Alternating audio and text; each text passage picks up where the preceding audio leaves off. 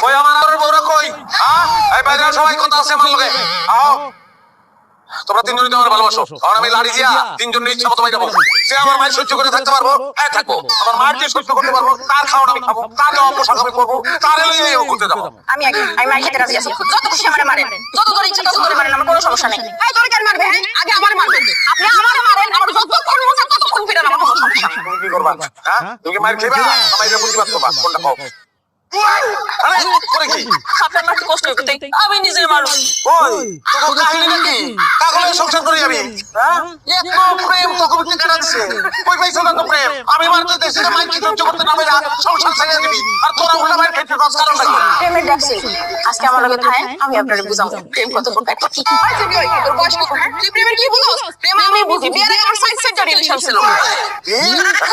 মানে বাচ্চা নেই, আমি আমার কথা চলে না, আমার কথা। আমি কিচ্ছু করব না, আমার দরজা